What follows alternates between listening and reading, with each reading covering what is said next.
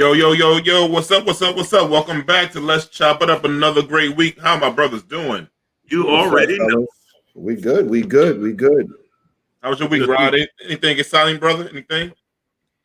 You know what? I didn't have much to say, much exciting to say about this week. Just spent time with family as much as possible. Just always trying to stay positive, trying to release positivity in the world, and it was pretty much a slow motion week. Not much to be said. Just enjoying my time with you guys right now, though, man. This is the highlight of my week. How about you, Rodney? Yeah. Nothing much exciting. I mean, I got a lot of things done. It was a little bit of a productive week for me as far as business wise, but everything is good. My son decided to pop up and surprise everybody, and he popped up and came home for the weekend. So he's here now. So we're gonna get a good meal because he's upstairs cooking. So yeah. But other than that, everything else good. Cool. How was your week, Kelvin? Everything was great, man. You know how you move to new levels in life, and once you can't move to the next level until you master one level. So I have mastered not having money. I've completed it. I have mastered being broke. I've done that. So now I think that the arrow's pointing up. Also, I'm extremely excited about coming to America. Haven't been to Zamunda since '88, and now it's time to go back. So I'm ready. But D, I'm excited about tonight's show, and I'm excited about life. It'd been ill if Wakanda and what's the place again? Zamunda had a beef. That would be kind of ill. But neighboring city. That would have been hot. That'd have been hot. But my week was cool. It was interesting. It was fun. It went fast. I did something different, guys. I didn't even tell you about this on Wednesday, man. Brother, I got my chest waxed. Whoa. Oh. Whoa. You're the first one to hear it. Why? Yeah, yes. Listen, I went to this company, Margaret Priestley. They also do waxing now too. Besides head wraps, they try to do some wax and stuff. So I got my chest waxed this weekend. Oh, I think my BDBs were getting too strong. All right. The question was that your idea? Kinda. It was getting too crazy, man. You're killing me here. You killing me here, brother. It coming out my neck. It was getting kind of crazy, man. Oh man, you gotta take care. My beard I had to shave down last week. Little self-care is important, man. Yeah, man. Shout out to TT's Butter Company, man. I got that. I ordered something. I got that sweet and salt scrub. Whoa, that stuff is intoxicating. I'm ready. Yeah, you're ready. It's beautiful. It's beautiful. I'm ready. Yo, for the audience that doesn't know what we're talking about, TT's has this really great sugar scrub that she sells, and the smell on a woman is amazing after they use it. So it's kind of arousing, like when my wife puts it on. I mean, it kind of sets it off. Yeah, my wife and I did a little unboxing, man. You know what I mean? It came in a nice box. It was well fed. It was nicely put together, man. It was very professional. And that's what's up. When you open it, you just instantly smell it, man. Well, I'm gonna put some of that on my chest. But but in weekly news, we've seen over 500,000 coronavirus deaths. We surpassed that this week. So I mean, what's your brother's thoughts on that? And over the last, it almost will be a year next month that we really started tackling this thing. Yeah. We lost a lot of people to COVID. You remember when initially. When Trump said if we lose 200,000 people, we'll be fortunate, and people was like, that's ridiculous.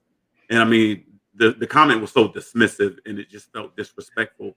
And now looking back, man, I mean, to lose 500,000 people is just tragic. I mean, to lose one person is tragic, but I would have never thought in a million years to have something kill 500,000 people in this way, So it's tough, man. My heart goes out to all of the families and just every associate. We all know somebody who knows somebody who passed. Yeah. So, just tough.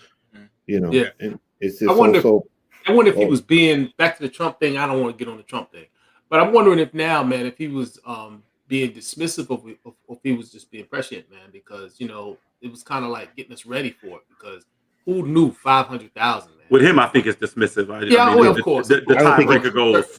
He don't care about nobody. But I think you can be both. You know what I mean? That's just like it was kind of predictive as well. You know what I mean? When you look at it, because look at where we are. You know what I mean? And I don't know. It's well, you know what it is, Derik, and I agree with you. The only thing is when you say if we lose 200,000 people, I think we did a good job. The question is, who are those people? Yeah. Like if it's your cousin or son or somebody like that, then it's like, how do you choose that? So it just seemed like it minimized life.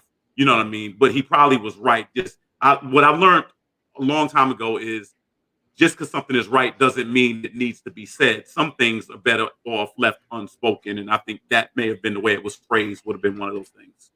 Yeah, and like Lisa said, that's only 500,000 deaths in the United States. Yeah, just the United States. That's the United States. I think the total cases is what, 28.5 million. Wow. Of cases of COVID we have. Wow. And just the United States. Just the United States. Yeah. And then some little lighter note, but still COVID related. We had did you guys see the ladies in Pastor and the grandmas so they could get in front of the line to get the COVID vaccine shot first? Yeah. They came in there looking like the Golden Girls. They should have gave them a shot that would have gave them diarrhea for the last 6 months. That's what they should have gave them when they found out who they was. Can you imagine? Yeah, that was just. Come on, you know what I'm saying? Like it's just like there's people that need that shot a lot more than other people, and people are taking advantage. But and I kind of feel like there's probably, there could be probably doctors out there cutting lines for people for extra pay too. Because there was a couple of Beverly Hills doctors that said they were offered extra money to give certain people the COVID vaccine. So definitely, if people see opportunity, they're going to take it. Now, what I did hear was I heard somebody here in the New York area say that some of the places, rather than let it expire, I guess after there's an expiration regarding refrigeration. And so some people at the end of whatever day that is or cycle, rather than them throw it out, they make it available to anybody who's in close proximity.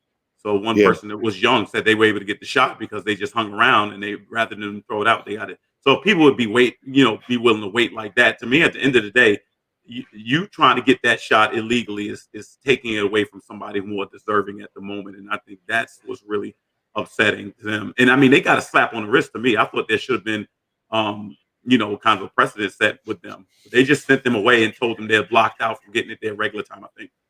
Yeah, but it just shows you, like, and like I said, in my neighborhood, in August Moore High School, when they started opening up, it was nothing but white people. None of them live in my neighborhood, so it's like we still seeing that across the board. I mean, Jamie lives in Tampa. Jamie was telling us about before, like in the hardest neighborhoods before with people of color living at, you have white people coming in there getting this access before us. And they were how is that? Is it representative of the neighborhood, or it has nothing to do with the neighborhood, the actual center? But where they were giving the shots at? So yeah, in your neighborhood, August Martin is in a predominantly black neighborhood. Yeah, you're saying that correct. The line is predominantly white people receiving the shot. It just started changing to a mixed crowd. Okay, well, how did they determine that? Is it just that these people could be from Bensonhurst and they're sent there, or are they taking it from somebody who's? I think when they first sent it out, they didn't give like for zip codes. Now I think with the new one I just got for for York College and you got Medgar Evers College, they're going by zip code and you have to have proof. But before that, it seemed like because they have access. Remember, some of our neighbors, and we could probably, when we talk to our guests about this, some of our neighbors don't have internet access. They don't have young people to know how to work it out. Then also when they call on the phone lines are always jammed up. Mm-hmm.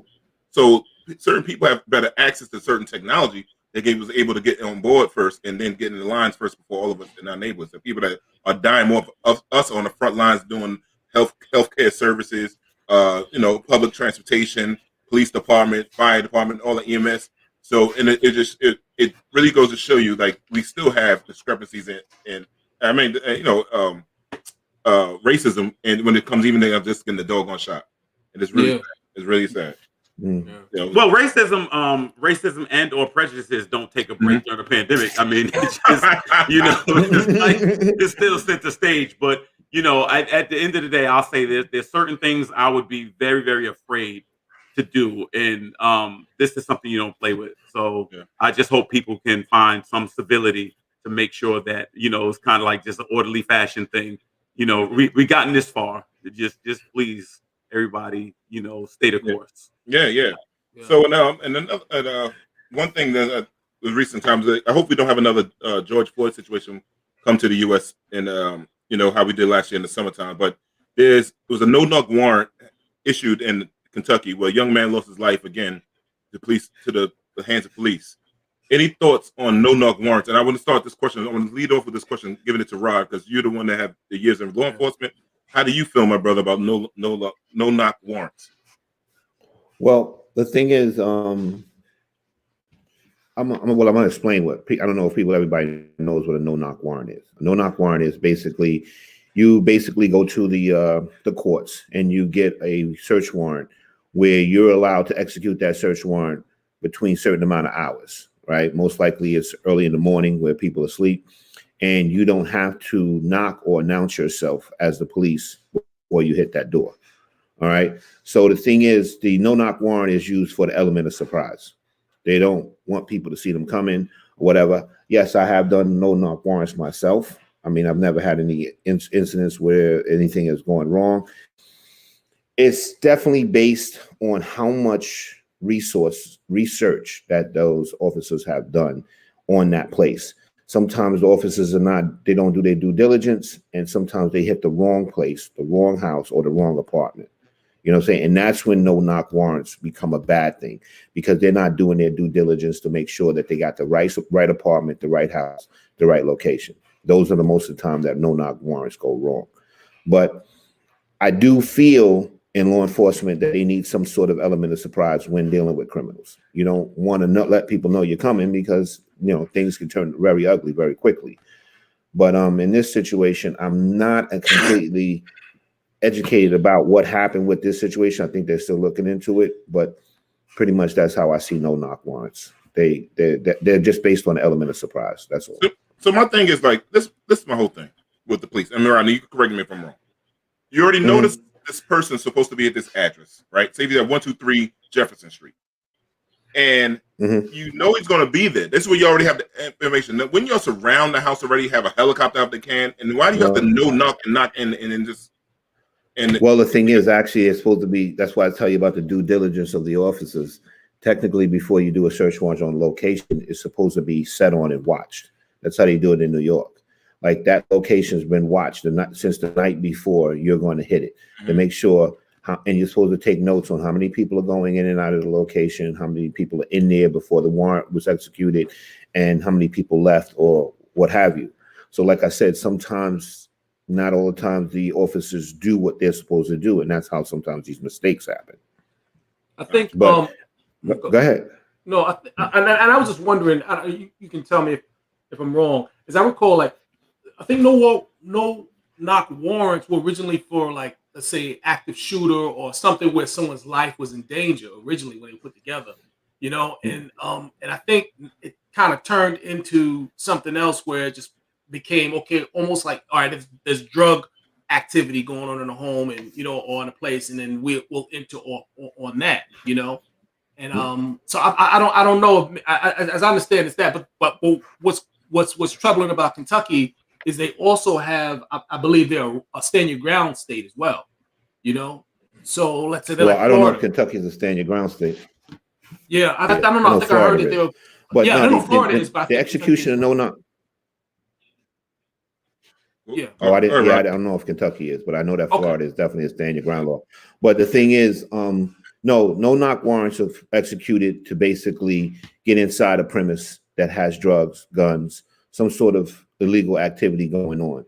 That's what no-knock warrants were pretty much for. Pretty much anything with active shooters, that's basically, you don't need a warrant for that. That you go in and you got to do what you got to do. Okay. But mostly, nine times out of 10, they get information from somebody that has been inside the location, as people say, a snitch, and basically they go back to the police, tell that this stuff is in there, or they've seen it, and then they execute the warrant. And that's basically what it is. And like I said, no-knock warrant is because they don't want to broadcast that they are coming. So that's the element of surprise by not knocking and hit that door. Gotcha. Right. So in other news, our brother Jay-Z, billionaire Jay-Z, has struck a new a liquor deal with Hennessy. I think is Hennessy bought into his into this deal, I believe, something like that. For a couple of M's, So what do you think about that, guys? Jay-Z teaming up with Hennessy. More money. More man. money. Yeah, Champ. I mean, Distribution from them, aren't they? Isn't he? So it's like you got. I mean, I think he bought. I think he had the company himself, and I think what happened was he wound up with distribution from them. So now he's got that national, that worldwide distribution, man. So he's about to get. That's the hardest thing is for you to get a distributor. You know what I mean? Yeah. Because I think Jay-Z and Dame Dash owned the liquor before, but they couldn't distribute it. Yeah. They, I think it was It's only not like sold that, in 40 Club. But the distribution deal is everything. If you can't get that liquor all over the place, I mean, you can't make a lot of money. So I mean, Hennessy, you know how we always talk about Hennessy. You can't lose with Hennessy. No. Can't lose at all. I think, you know what? I think what they're doing is giving a good model to, you think about Jay-Z and Beyonce. Both of them, I think, are just high school graduates, hardworking people, have been showing people different ways to leverage their success and popularity in making excellent business moves. And I think it's phenomenal that they're able to do that. And I think they're making such wonderful steps that it's inspiring other people. One thing, which is on a side note, that I'm a little surprised that they're allowing their daughter to be as exposed as she is.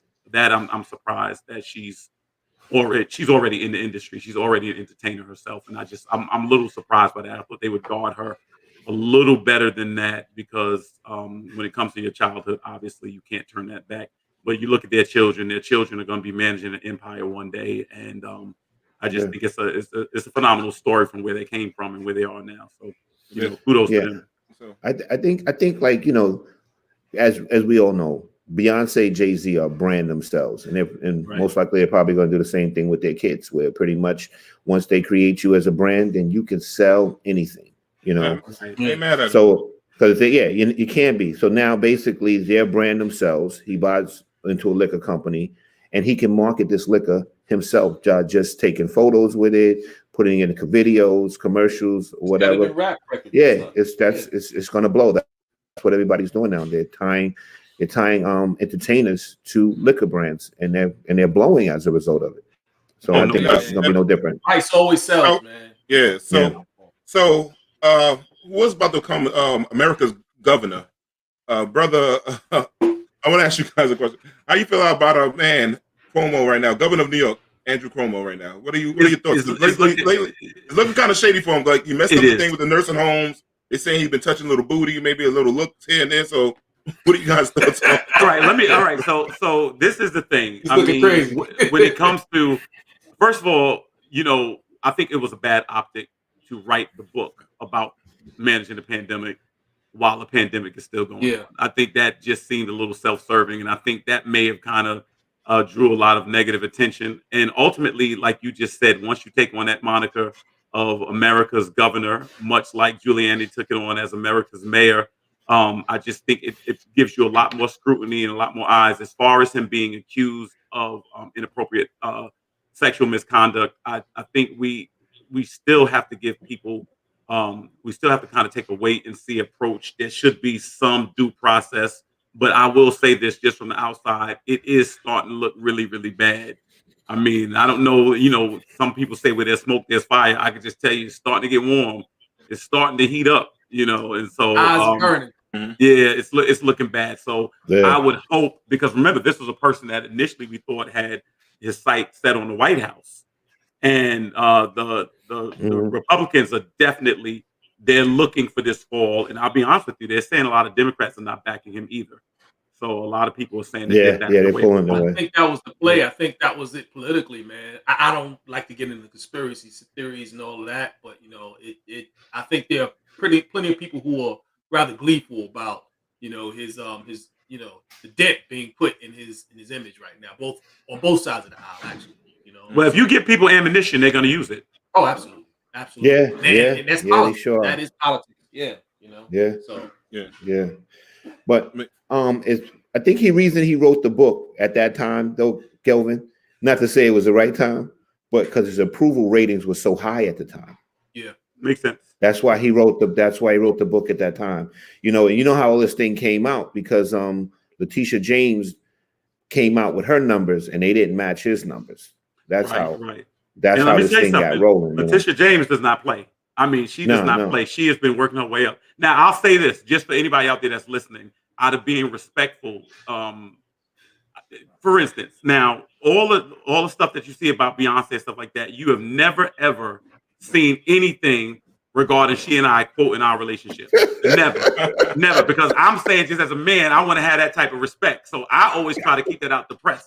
And we both did. True, y'all never saw anything with us, right? So that's what I'm saying. See how that, we didn't see anything at all with you guys. Thank you. And that's the compliment. That's the compliment to me. Because there are times TMZ wanted me to, spill the tea, but I wasn't gonna do that. But I'm sorry. Yeah. You're a respectful guy, Kelvin. You're not gonna. Yeah, you're not gonna. I was raised right. I know. The guy's a class act. He's not gonna kiss and tell. You know what I'm saying? That's what I'm talking about. I'm just talking about Shaft. So let me. I want to talk about little sports. We brothers, and it's like a barbershop talk. It's talks. I think Kyrie Irving came out and said it looked changing the logo of the NBA to Kobe Bryant as the logo, and he said because Black kings have built this industry, built the NBA, which I totally agree with him on that. What are you guys' thoughts on Kobe Bryant becoming the logo of the NBA? I don't agree. I do agree. I recognize the contributions that African Americans have made to the league. But if anybody were going to get it, obviously you can't do the Jordan logo, who made the game international.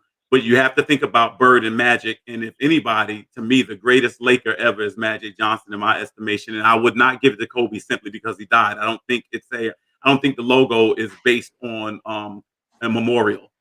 You know what I mean? And so as a result, Kobe did a lot of great things. Kobe was an exceptional talent. So when I say this, I don't want to hear from Snoop Dogg. I don't want nobody to try to come at me. I'm just saying, I do think that if anybody, and Jerry West is open to somebody changing it. Jerry West went to 9 finals and won 1. Was an MVP once, even on a losing team in the finals. He's a tremendous. Jerry West is executive, as good as executive as he was player. But I do think if anybody, I would give it to Magic. Well, that's interesting. I mean, Magic to me, and I love Magic, but much of his fame and much of his mystique was so tied to Larry Bird. You know what I mean? And I don't think that. I think Kobe gets a lot of credit for for being the man after Jordan. He kind of carried, like Jordan set the stage, and then Kobe and I can make the argument that Kobe kind of carried it. You know what I mean? Onward. You know what I mean? He just took it and not that you can't necessarily get higher than that, but he definitely was a good steward of being the face of the NBA, and he also gets a lot of credit for taking it international. He was huge in China. You know what I mean? And you have to look at it in those terms as well. So I mean, I get what you're saying with regard to Jerry West, and maybe it is time, or maybe we can kind of consider changing it around. I wish Kyrie kind of had, and not that I'm saying he isn't wrong, but I wish he kind of hadn't said it the way he said it. You know what I mean? Because there are going to be certain people who are going to take offense to that. And I don't know, those people buy tickets too. That's the Kyrie brand. That's the Kyrie brand. Yeah, I understand. If there's a way to say something wrong, he's mad. And that's his brand, but I don't necessarily think that, I don't think he said anything wrong. No, listen. Listen, you call a spade. Right. Actually, listen, you can listen. Being right and saying a thing, it's two different things. You know what I mean? So I'm not arguing whether or not. I think the issue is what, and I think if I'm not wrong, I think what Derik is saying is once you bring the racial element in, because you can actually make a case for this without bringing the racial element into it. Yeah, you can actually make a case. So once you do that, then you automatically have some people saying you just want to do it because he's black and because he died. Whereas if you're just like, I think he was such a great player, then but because now the race thing becomes part of the story. And it takes over the story. It does. So some people, some detractors with that, whether it's right or wrong, you still have it. No, I agree. I agree with what you're saying, Kelvin, about whether Kobe Bryant should be the new logo or whatever. But I do agree that it should be changed. I mean, don't get me wrong, Jerry West was back in his time. He was a great player, but there are so many players now that have achieved so much more than Jerry West. You know what I'm saying? And I think the logo should reflect the dynamics of the league. You know what I'm saying? The thing is, Jerry West was like, what year was that? Like that was like in the 60s, right? Yeah, it was a while back. Yeah, a while back. So I mean, like, there's too many other players that, like I said, achieve more than Jerry West, and I do think it should be changed. I think it should reflect the league. And the reason why I say you can talk about race because we talk about the NBA. NBA are all the sports were first on always addressing the racial issue. Correct. So we got to like it's the elephant in the room. Yeah. So you got to talk about those kind of things. We got to talk about ownership in how many owners are black in the NBA, right? You get those kind of things. You look at managerial issues like it's going on. Even when you got coaches, the change in the guard when it's like why Mark Jackson don't have a job. Well, look,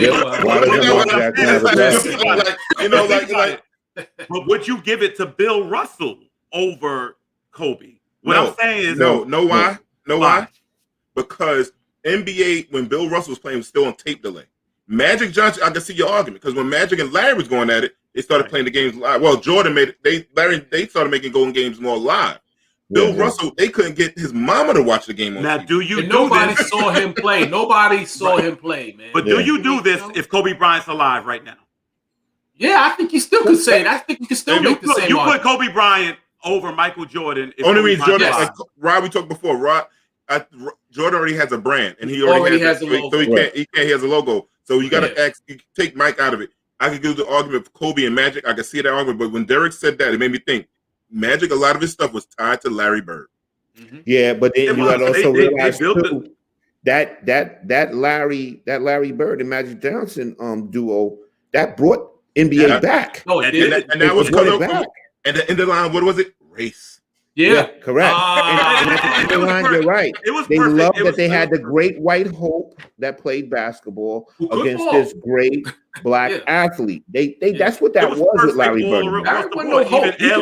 Even LA, that's true. Even LA versus Boston, you had the limelight of Hollywood, and you had this kind of gritty, Eastern, cold weather city. And so, I think it was, Well, the thing is too, you can still change the logo of the NBA and not make it a person. You do realize that too. Yeah. Yeah. So, yes. That's true. But like I said, still having Jerry West as the logo of the thing, I think it's time to give it a change. That's just my personal opinion. Like I said, there's a whole bunch of athletes we can name all day that have achieved a lot more than Jerry West. Right. I say, wait, unpopular opinion. Wait until LeBron James retires and makes him the NBA logo. He's the most complete basketball player. Don't even respond to that. That's my nephew. That's my nephew doing that. He's trolling us because he and I have that. I see the last name. He's trolling us because we have this magic. I mean, the Michael Jordan, LeBron debate forever. And Kobe, by the way, is his guy. He believes Kobe is the greatest player to ever breathe air on this planet. He was pretty good. He's 23 years old. That's what they're supposed to do. You know what? When I think about when we have this conversation, right? I think about how when I say that Jerry West, there's so many other people that achieved more than Jerry West, and then he gets the honor of being like the NBA logo. It reminds me of Carl Lewis, what he achieved in the Olympics compared to what Bruce Jenner achieved, and how big Bruce Jenner was. He just won, I think, one medal, if I'm not mistaken, one medal in the decathlon, where Carl Lewis just destroyed the Olympics and never got the clout that he got because white America wanted to market Bruce, and that's basically it. It's a similarity there. They don't have to achieve as much as we do in order to be successful. Yeah, well, I mean, that's true. I mean, that is what it is. But I mean, at the end of the day, I mean, we're talking about legendary players. I'm just saying, I don't even know what a Kobe. Someone mentioned the Mamba mentality, which is so true because I think that has transcended basketball. And I mean, I think there are different ways. I would love to see, one of the awards, Rookie of the Year, MVP, or something like that, named after him. But I do think it's time to change the logo. I think it's a lot of branding has changed. You have to do that. You know what I'm saying? Yeah. That like you said, if it's a 60s and 70s logo, it's time because the handle that Jerry West had, these boys today, forget it. I mean, this correct. Plus, the shorts were too small back then too. But what they're doing now, man, amazing. Yeah. So one thing we forgot to do, and we are like the barbershop talk, is talk about one of the great contributors to hip hop music was our dear brother Prince Marky D, who passed away suddenly from a heart attack at the age of 52, a day before his birthday. Any thoughts? Wow. Any time, the first time ever hearing the Fat Boys record, anything like that? Anybody want to say real quick? Damn. I go back to Crush Groove. Crush Groove is the first thing came to my mind as well, Kelvin. Yeah. Remember when you saw Crush Groove for the first time, man, in the movies, and then what happened when you came back to school? I couldn't even get in the theater. It was sold out everywhere. Crush Groove. Yeah. And the crazy thing was the songs that Run DMC did in Crush Groove were actually old already. Yeah, they were actually old. Those songs had been out, and then they did the movie. But the nation was so starved, the young people were so starved for this new movement that I remember my sister got a ticket, and she was able to see it, and I couldn't get in. And she was in there with her friends and stuff. But I mean, you just heard about it. But Run DMC was just, I mean, we had never seen anything quite like it. Yeah. You know, I think Curtis Blow said that. He said that the first rap star was. I heard the first rap star was Curtis Blow. First superstar was LL. But in between there, Run DMC to me should be giving credit to me as possibly the greatest rap group. To me, they are, because to me, their production, Rick Rubin had them doing stuff in 83. Disorderlies.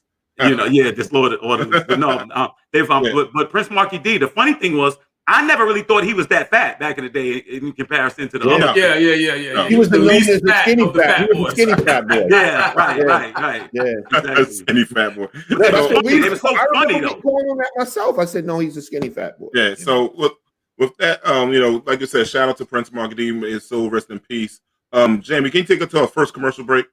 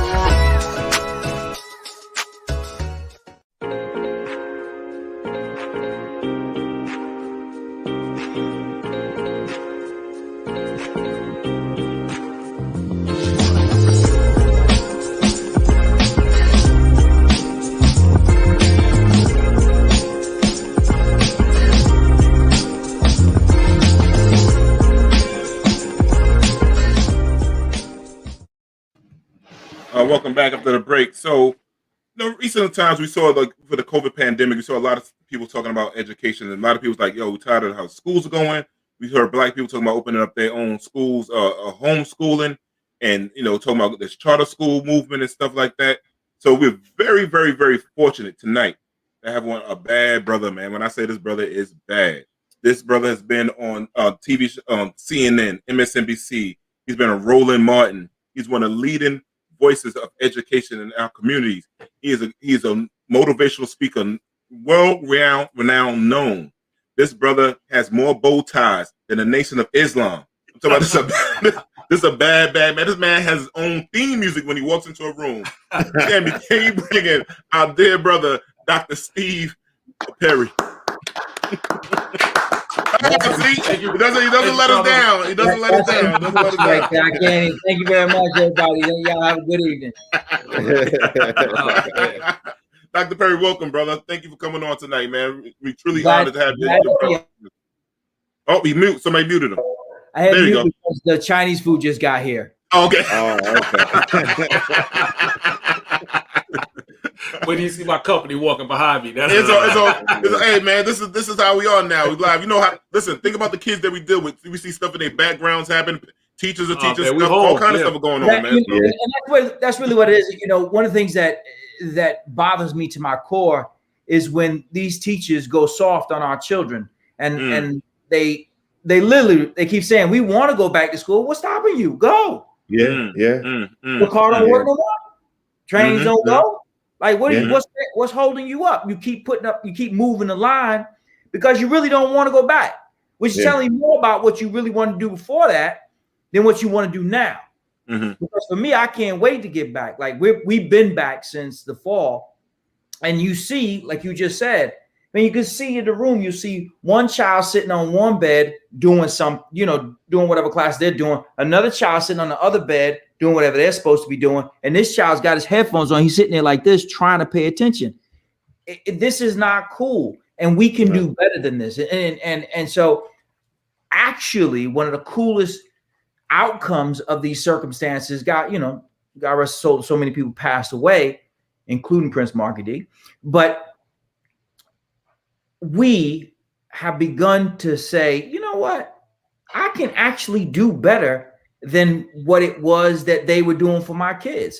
And that means it's game time. When Black folks start to wake up, it's a problem. Yes, sir. Yes, sir. So, Dr. Perry, I worked in community schools for a number of years, right, in New York City, in Brooklyn, New York.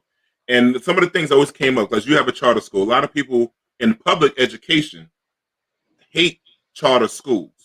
What are your thoughts on why do you think that is, and how can we change that mindset? Because I know what kind of charter school you have, but what do you think that is? Well, what it is that they have no idea what they're talking about. How could you hate something that you have no experience in? Very few of them have ever even gone into a charter school. If you ask them what a charter school is, they'll say it's a private school. Wrong. They'll say it is meant to privatize education. Ask them, what does it mean to privatize education? Y'all already gave up education a while ago when you let these teachers unions come in. In 1968, Black people wanted community control. And so what we did was a school, Ocean Hill, Brownsville, Black teachers and a principal and parents said, we want to be able to hire who we want to be able to hire to work with our children. And the overwhelmingly white United Federation of Teachers in New York went on strike 3 times, shut it down, said, you will not do it. That's who is seeding that conversation. Those same racist people who fought to make sure that they could maintain absolute control of what your children do and don't learn are the same people who are in charge now. So would you trust them with your children? A charter school is a public school, whatever that means to some people, that allows people like us to decide that we're going to teach what we want to teach to our children.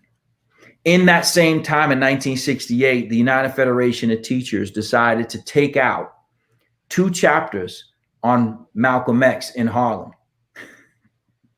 because they found it was too incendiary. Yeah, I know why they don't want us. They don't want us to show that what they've been feeding us, telling us that it's poverty that is why the schools are failing. It's the parents are not involved. We need resources. No, that's not what it is. The resources that we lack are belief in our children. And so charter schools represent an existential threat to those people who wish to maintain the status quo, which is a system that employs overwhelmingly white middle-class people from outside the community who would never send their children to those schools and who don't ever send their children to their schools. They just don't. That's their job. That's not their school. And until such time as we start pushing back and saying, tell me what's wrong with Black and Latin people starting schools in our own community. Isn't that public? Isn't that what a public school is supposed to do? And then you take it one step further. You learn that through the Urban Renewal Act, through housing covenants and other strategies, African Americans were put in ghettos. I mean, there's no real reason why you go from one school to the other than the fact that it was zoned. Why is it zoned? So that Black and Latin children stay far away from white kids. It's just a simple thing. So why do those people hate this? Because they don't understand it, first. Second, because they see us as an existential threat. We accepted a class of seniors this year, meaning that they were seniors. They just came to us from scratch. Like we didn't know them at the beginning of the year in Harlem. brought in the class of seniors, 100% of those kids are going to go to a 4-year college this year. Why would you have an issue with that? Why would anyone have an issue with that? Like, what's your beef? Why is that a problem? Yeah. They say, well, you take all the kids from, no, I don't take them from anywhere. They left because they don't want to be with you. Mm-hmm. So why is that my problem? They won't leave if you provide a better resource. They don't want us to wake up to the truth. And the truth is what Malcolm is credited with saying, which is, if you put your head in the lap of a man with a noose, whose fault is it that you were hung? That's right. We can't keep going back to the system and expecting that the system is going to do anything other than what it's done. And just because they hire a couple black folks who work there, make them principals and vice principals and all that, they're not changing the system. It's not going to change the system.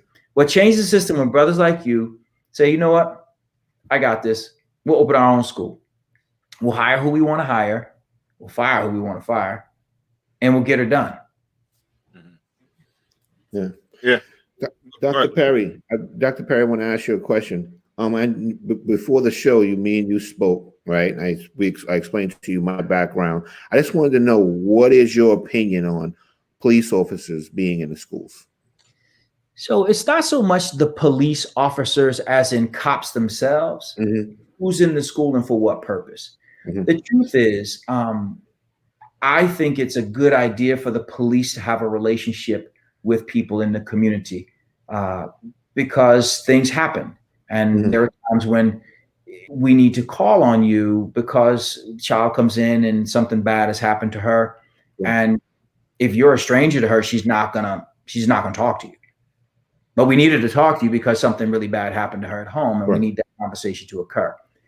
But you're not an educator, and you should not be put in situations where you are disciplining children. That is ridiculous. That's just a sign of weakness of the people in the building. If you need cops to run your school, then you should quit your job. Correct. Today. Correct. Like, for real, don't go back. Yeah. If you need to threaten a child with, I'm gonna call the police on you, then you should stop working at that school. And maybe you should get out of education altogether. Altogether, brother. I've been in many rooms with that. So let me ask you a question, Dr. Perry. Somebody brought up, when do you think you should start teaching Black history to our children? And what parts should we start off at? Yeah, so it's interesting. I didn't know there was a time that you shouldn't teach it. We were buying our sons books about Black people to teach them how to read. So I don't know that we should pull Black history, so to speak, out as if it's a thing like science, because Black history takes place in science. It is part of everything. And so I think that you start teaching it at inception, as people talk about reading to the baby when it's in the mother's womb. Why not read there? And recognize that the complexity of the African-American experience is such that it's not just about the people who we agree with who are Black. That's part of the problem. We don't have to make every Black person a Democrat. We don't have to make every Black person a civil rights worker. They could be any number of people, and they could be on the other side. Until we start to understand the beauty of the Black experience in its totality, we can't understand who we are today and where we're going. Dr. Perry, if I can ask, it seems today with pop culture, as far as video is concerned, the social media, I think young people don't necessarily associate education with success. Those that seem to be affluent seem to do it through either athletics or entertainment in some capacity. Have you noticed that people now have stopped believing in, I guess, young people, that a great education is the path to necessarily whatever the American dream is or was? It's interesting that you say that. So today, I was having a conversation with one of our kids, and he was saying that he's going to go to a community college as opposed to going to the 4-year college that's prepared to give him money to play football. That's a tough conversation to have, because the first part of it is, if you were that good, you'd already know, son. Not a mystery. They'll be knocking on your door. It's a done deal. They know where you are. They're like the FBI. They actually know who you are. Yeah. If they can find you in the Dominican Republic, they can find you in correct. So find you anywhere. Yep. So there's always been hoop dreams. Like, remember that movie from the 90s? Yeah. There's always been that. I told y'all I was watching this documentary on Pele. I mean, that was the 50s, right? But we've always had a certain idolatry towards athletes. They're big, strong, and the like.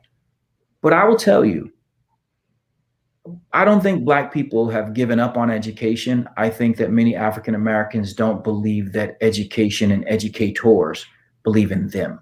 And that's what the problem lies.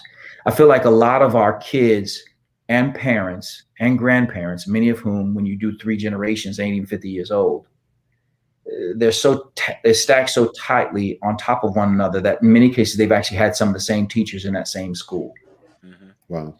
And so they don't believe that school is going to give them an opportunity. So for them, no different than a lottery ticket, no different than getting high, no different than getting drunk, there's this big hope, this big dream that they think only runs through letting their bodies be beaten up, that they're going to achieve their goals. So I don't know. We've always believed in athletics, even before people became rich as athletes. Joe Louis, right, was a whole bunch of people wanting to fight, right? He carried the hopes. He carried the hopes of Black America on his back, right? Yeah.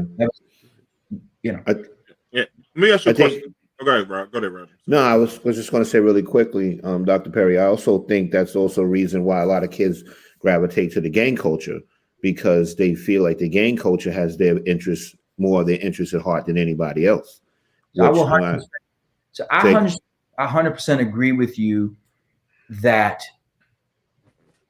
one of the main reasons why boys in particular affiliate with gangs, it's not, okay, you talk about the protection side of it, there's that, whatever.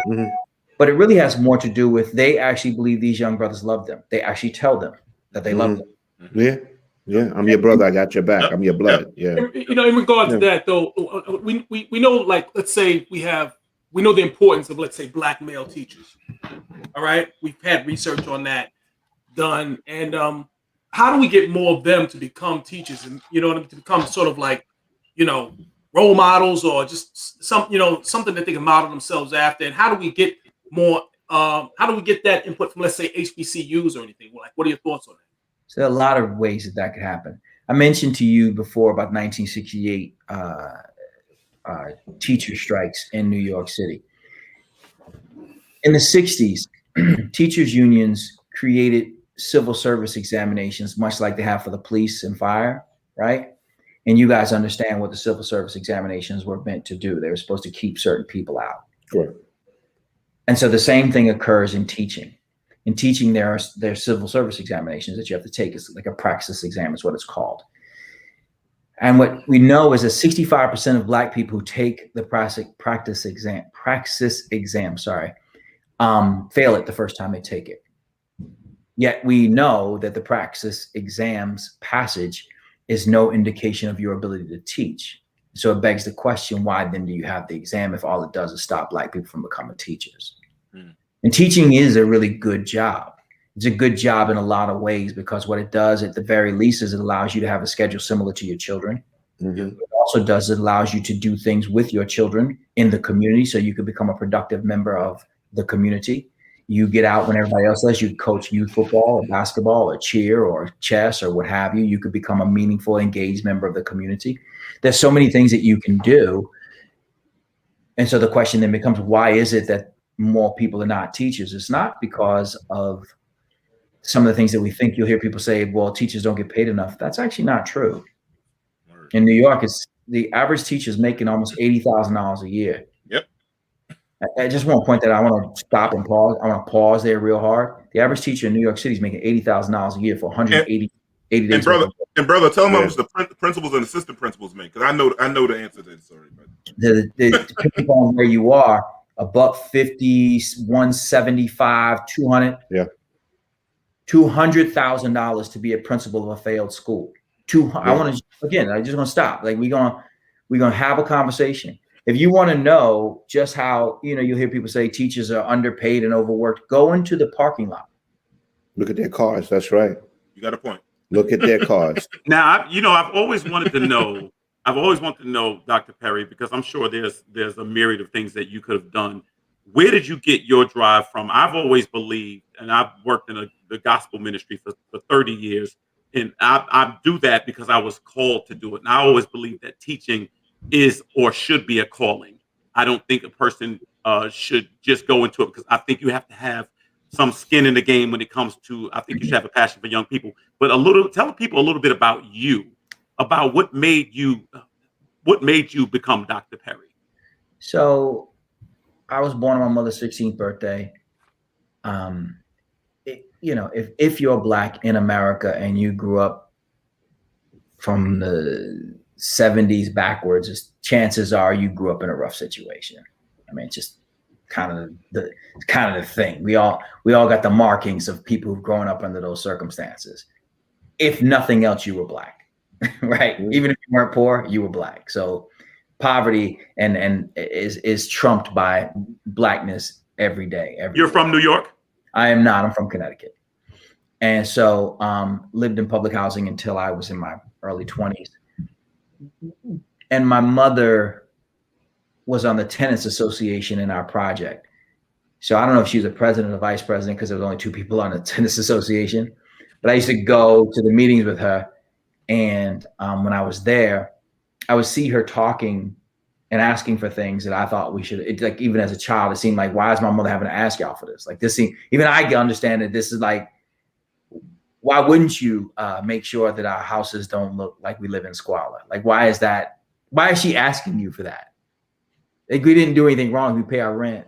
I know that. It may not be a lot, but we pay it. And so early on, I felt like I had to do something.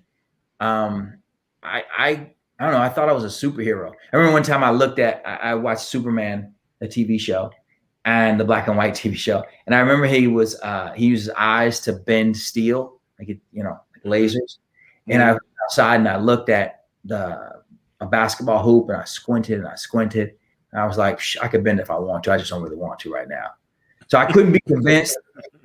I couldn't be convinced even by the facts that what I believed was impossible. And so fast forward, I had started a not-for-profit organization that worked with kids who would be the first in their family to go to 4-year college. I had gone through one. It's an upward bound program. And so I started one. And what was happening was I would work with kids during the summer for 6 weeks to get them to a place where they felt confident in their academic ability and they saw themselves as smart. And then I would put them back in the neighborhood schools, and it wouldn't even take 2 weeks, man. Like everything it wouldn't even, sometimes it'd be like, I drop them off there on Monday. By like Wednesday, I'm getting calls from the school like, yo, you need to come get your boy Tavon. Like, what is Tavon doing? Like, what do you mean? What is he, what did he do?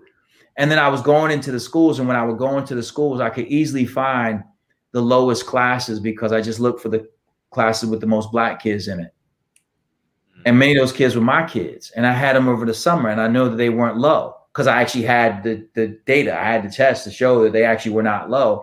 Now, I remember one time I went and asked a school that was supposed to be a suburban school where my kids were, my students were.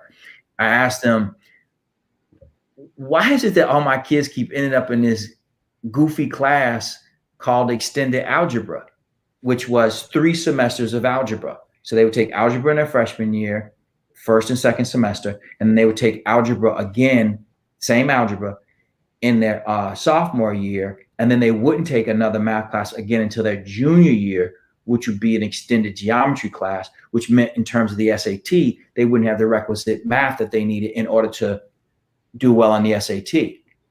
So I was just a kid. I was young, and I was just asking around. I don't know real mission, you dig? Like, it wasn't a big, like, I wasn't trying to hustle anybody. I just wanted to understand how was the kids I had during the summer who took algebra based upon the textbooks that you gave me from your school with teachers from your school. How is it that I had them over the summer? Even if they got a C, that should be justification for them not to be in a class that's actually extended, right? Like, they already passed it for 6 weeks. They passed the first 6 weeks of the class. Sorry. So just trying to figure out what it was that they needed to do.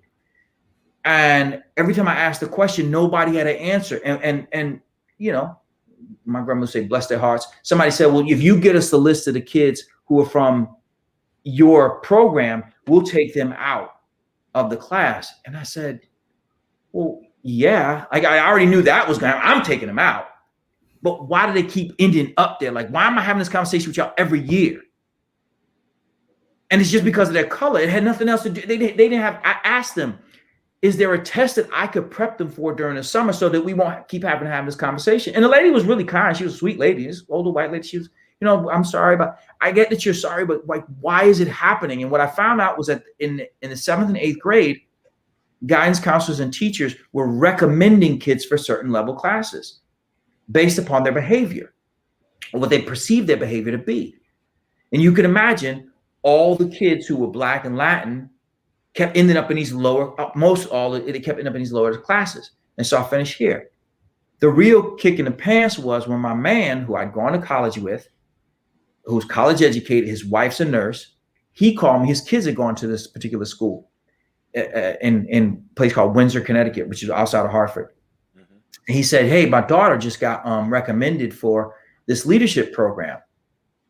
I said, what leadership program? Yeah, there's no leadership program in that school. Because I worked in the school. Like you was a cop. I worked as, you know, somebody who was outside. I worked in the school and I knew which programs they had. You know what I mean? I said, well, they have a new leadership program? He said, yeah. And he told me the name of it. Now, he was a teacher in another city. And I said, what's the name of it? He told me the name of it. I said, bruh, that is not a leadership program. That's a program for bad behaving kids. What they do is they pull them out of the school day, out of their regular classes, and then put them in this group session. And they'll sit there in this group for a whole period or two, talking about their quote unquote problems. Nobody's ever asked the teachers, like, do y'all make them talk about their problems? Because maybe that's really what the problem is, not the kids. Maybe it's the grown people working in school. And I just said, you know, I can't do this anymore. Like, I can't keep sending kids back to this foolishness. And I know, and I knew it. You understand? Like, and it didn't mean these were mean people, but they were doing bad things to kids. They were really doing bad things to kids. And it was like carbon monoxide. By the time you recognize it, it's a wrap. And they were making these decisions for kids who were 10, 11, 12 years old. And once they made that decision, they put them in this lower track. The kids couldn't get out. When they were pulling his daughter out of the class, she was missing class time. Or they had a schedule for kids like her. So they left a blank in their school day. So they leave a blank in their school day so they can only put them in lower classes. That's just that regular garden variety systemic racism. And so I said, you know what? I could suck at least as bad as they are at running schools. I'll give it. Let me ask you a question, Doctor. Since, you know, we saw in 2020 we saw the discrimination in education because of the pandemic and resources and stuff like that. How do you see how did it affect your school for one thing and everything? Like, how did you adjust to doing it? And now, if you was chancellor, like we know, seeing our chancellor just stepped down in New York City, if you was chancellor in Connecticut or New York City, how would you make the steps to bring in that divide of technology and information closer together than what we've seen in the pandemic? How would you prepare if we would go through something like this again? And how did it affect you before? So one of the reasons why I'm not the chancellor is because of my answer that I'm going to give you. I was asked years ago by Cory Booker to consider becoming the commissioner of Newark Public Schools. And I said to him, bro, you don't want me to do that. Like, you got aspirations other than this. What I'm going to do, you ain't going to like. I feel you on that. I'm going to solve your problem. But you're not going to be too popular with doing it. Yeah. No. Correct. I would free the children from the failed school system. It's just what it is. The school system is designed, maintained, and funded to destroy Black and Latin children. And if you think anything other than that, then you haven't been paying attention for the past 300 years. It's just the way it is. And just because they hire a person who is a person of color, a person who comes from the community, that person by her or himself can do nothing to that system. The system is designed to get the results that it consistently gets. So it's not you'll often hear people say it's a resource gap. That's just not true. It actually isn't true. They'll say, well, in the suburbs, they get more money than they do in urban centers. That's not always the case. In fact, if you want to know where we spend the most money on children, it's in prison. So it's not money. So then the best place, therefore, if we're just going where the money goes, is to send a child to prison. But that's not what we're going to say. The truth is that the biggest resource gap is the belief gap in schools where, and those of you who've worked in schools, you hear how people talk to kids. I mean, let's just call it what it is. Like, we keep acting like we didn't hear that teacher talk to kids like that. You're like, yo, wow. If his mother heard you say that, you would get scraped. Yeah. Like, seriously, that you get away with that because nobody can hear you. And because when the kid says that you said what you said, you're going to already clean up and be professional. And I don't understand why he's saying that. I would never say anything like that. Blah, blah, blah. Our kids are under attack by the people who are being paid to educate them. And the attack comes in many forms. One attack is what George Bush called the low expectations and soft bigotry, which is, oh no, I don't think you should have to do this. Like, we've had it in my own schools where people will say, this year, we had a teacher say, and he's a brother, say, it's unfair for you to be given this test. Bruh, are you serious right now? Well, you out your mind. Yeah. It's not a resource. That's just lowering the expectations because you think that they might fail it. What does that even mean? Mm-hmm. It doesn't make sense. We have to see the truth for what it is. Dr. King said, American schools do not know what to teach or how to teach. That was Dr. Martin Luther King in his final book, Where Do We Go From Here? Community Chaos, in the final chapter. Dr. King said that the schools were not serving our children. It's not about, you'll hear the stories of, no, we don't have any textbooks. Why? Why don't you have textbooks? Why? What are you spending your money on? You sure ain't cutting no teacher salaries. You sure ain't cutting no principal salaries. The buildings are all paid for. Let me ask you, how would you tell the parents to advocate? What would be your first step? Because I know, like, you want to leaders on helping parents navigate through the systems. How would you first get the parents to start advocating? What would you first tell them how to advocate for their child? In New York City, we have choice in New York. So I would say, stop taking the most convenient route to education, meaning the school that's closest to your house, and pick the school that's closest to your heart. Choose another school. Vote with your feet. You can't make somebody love your child. And to love your child doesn't mean that you think that they're sweet and nice and kind. It means to push them academically. And that's not what they're doing. You can go and see. When we opened our school in Harlem, 95% of our sixth graders and 94% of our seventh graders were below grade level in math and in ELA, English Language Arts. They came from all 5 boroughs. 99% of our sixth graders and 100% of our seventh graders were below grade level in math. 100%. Do you honestly believe that those children are just all dumb? Like, seriously? Give them an iPhone, give them this technology, give them anything, and they can do anything anybody in the world can do with it. I'll put kids from Harlem, from the Bronx, from Brooklyn, from anywhere, Staten Island, all 5 boroughs. Give them this technology and put them in front of anyone on earth, South Korea, North Korea, China, Switzerland, anywhere. They can rock with them. Yep. Yeah. I worked at Boys and Girls. Our debate team beat kids in South Africa, all type of things. Our kids were amazing. And, they were saying there's a failing school, but they tore ass. They whipped ass in debate. They whipped ass in debate, brother. Dr. Bell, we have a question from Crystal. What do you think about alternative schools? It depends on, I think that it's important that we have as many types of schools as possible. It's not the type of school that makes it good or bad. It's the way the school is run. So if I know that there are some children for whom the traditional academic experience is just not for them. It's just not. For whatever reason. It could be because of their interest. It could be because of trauma. It could be because of both. I don't know why. And, having them wake up at 5 a.m. and get on a train and get to school by 6:30, it's just not for them. It's just not. So we have to have something different than the traditional brick and mortar, what you see. But go ahead. I'm sorry. What are your thoughts on standard supplemental national Black agenda or Black educational system for us? Like a curriculum. If you could get Black people to agree on what to serve at the family reunion, I'll be impressed. So let alone getting Black people to agree on which figures are important to discover through inquiry.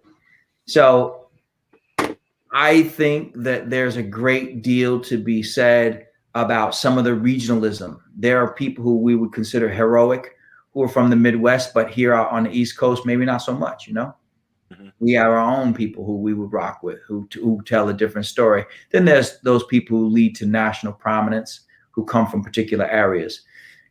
I don't think that like in Connecticut, we passed a law that says that Black history must be taught in all schools. And you think let's go.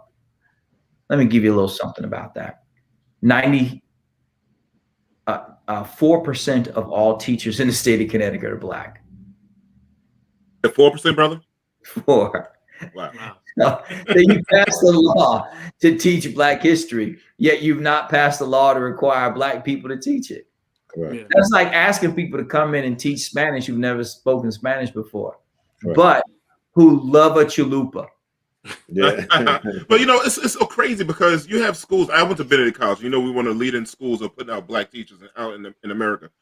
Do Connecticut and places like that, when you have my brother's keeper and stuff like that, do they actively go and recruit in our schools? No, I told you why. The issue is because there's a lot that goes into this, but it starts with the fact that right now in New York and in Connecticut, let me give you a real world. So New York State, SUNY, decided that there were not enough people of color teaching. SUNY decided this. So what SUNY said was, what we're going to do is we're going to allow for the creation of an apprentice program, meaning that if a teacher, if we hire somebody who was a cop initially, who has got a bachelor's degree and wants to come back and teach math, then if he works at our school for a year and is satisfactory in his performance, as evidenced by him taking certain courses and doing what his principal says that he must do, then we can certify him to be a teacher in the state of New York.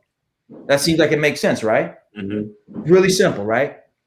Because that means that we could go to a place like Puerto Rico, we could go to Dominican Republic, we could go to Connecticut, we could go to anywhere, we could go to a college and talk to all the football players and say, hey, gentlemen, how many of y'all want to be teachers?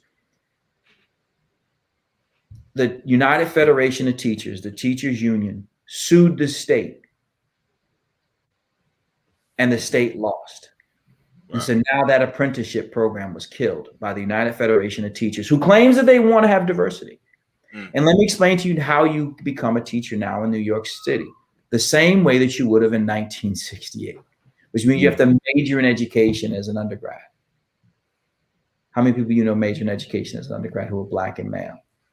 Then you can go to an alternative route to certification, but you have to have a certain GPA. Many brothers who went to college on a sports scholarship, many, not all, but many. And then those that didn't, in many cases, came from low performing schools. And in the low performing schools, they were undereducated. So they struggled in many cases. Very few brothers come out of college with high GPAs. Just fact. Doesn't mean they're less intelligent. It just means that they just didn't come out with high GPAs. So they don't have a high. And then the other way you can get past some of these certifications is if you have a high SAT score. Again, African-American males have some of the lowest SAT scores across the board. So here are all these systemic barriers in place. SUNY, the State University of New York, put in place a policy that would have made it possible for all of you brothers to become teachers. Be paid full salary, full benefits, and after just 1 year, you'd be a certified teacher. And the teachers union sued them and won. Wow. It's sad, man. You know, we can go on forever, bro. I got this many questions still for you, but it's gonna be another date. So my last and final, this is the hardest question you probably got. Roland Martin never asked you this. Oprah never asked you this. TD Jakes, you probably never heard nothing like this before. What's your top 5 rappers of all time, brother? So here we go. Now we're talking. You know, honestly, obviously got to go with Big because he's big, right? It just doesn't. You just can't get past that. But this is where it starts to get dicey after that. I know Ye is crazy, but he's talented, like absurdly talented, in a way in which you just can't look past him. The same thing can be said, not the crazy part. Then you have to, like, we always look past KRS like he wasn't who he was. 25 albums. 25. We have to think about, when we think about KRS, what we have to recognize is that he was a kid. Like, he was a young man saying the things that he was saying. He was that, like, we talk about woke, he was that then. And you could like rock a party with that. Yeah. And then for me, Chuck D is just. Oh, that's my guy. I mean, I love Chuck. To me, I tell people this all the time. Chuck D was more gangster than NWA because he really had the FBI on his ass. But you know, I try to tell people that people don't understand. Like, they said it for saying some real hood stuff. He had it for educating people and waking up white folks. That was more dangerous than the NWA stuff. What people don't. I don't think, you know, we have these conversations about rappers and we're typically talking about sales, record sales. And, you know, like, you can't argue with Drake sold a lot of records. You can't argue with, like, a lot of people. Hammer sold a lot of records. Like, you can't argue with the fact that these cats sold a lot of records. But for me, I want an impact player. Like, I want to find people who, when the game is over, like, who do I look up and think, but they changed the way that we take music in. De La Soul, for me, as a crew. Mm-hmm. Who's your last?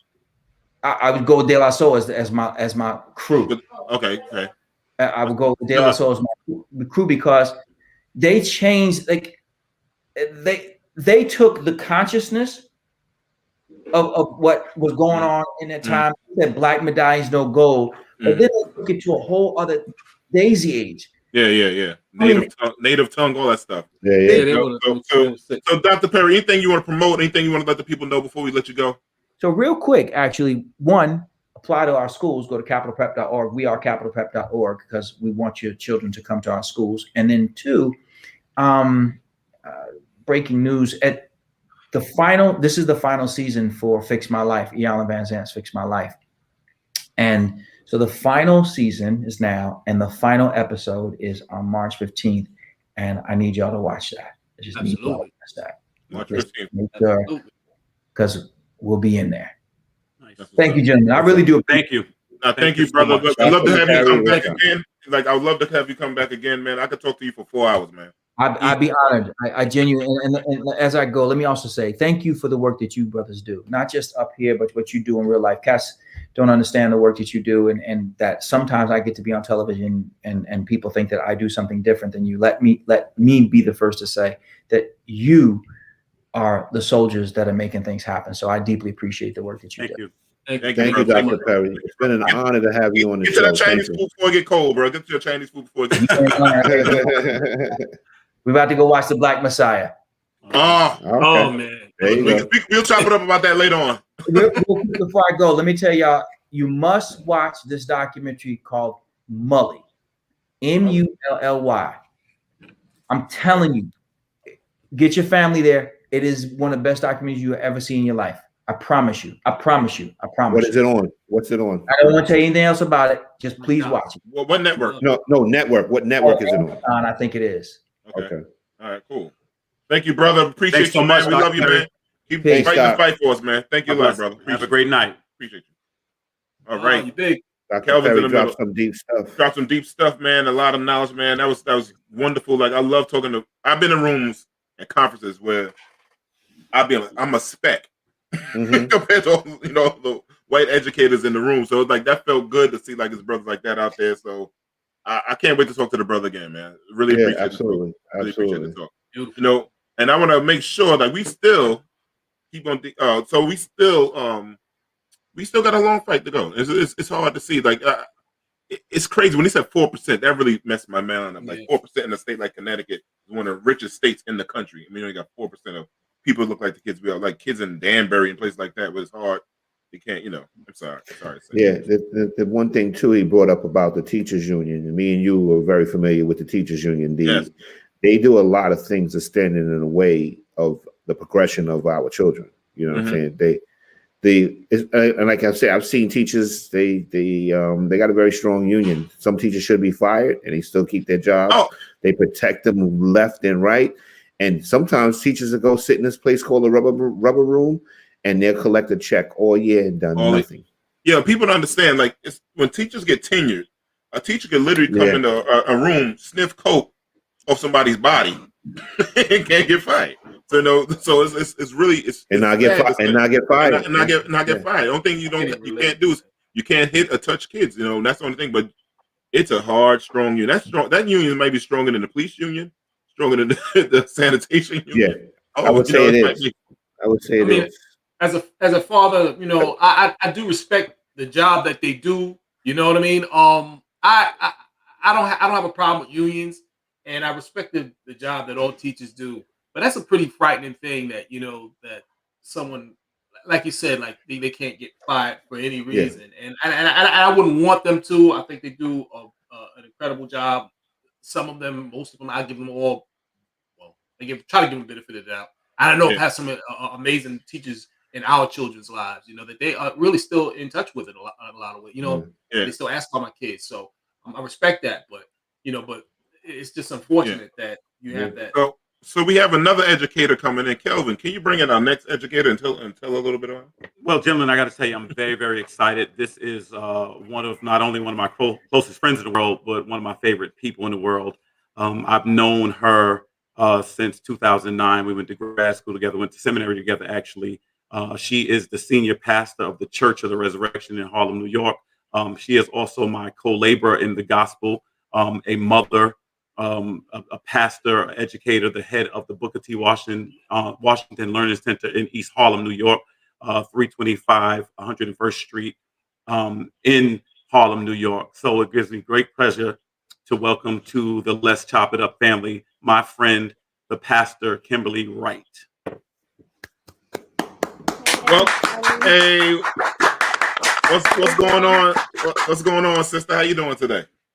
I'm good. I'm glad to be with you all. Glad to have you. Glad to have you. I haven't seen you in a long time. I know. Too long. We got to figure that out. That's because COVID happened. I don't know if the pastor remembers me. I was behind a camera last time I saw. Yes, I do. I absolutely do. Yes.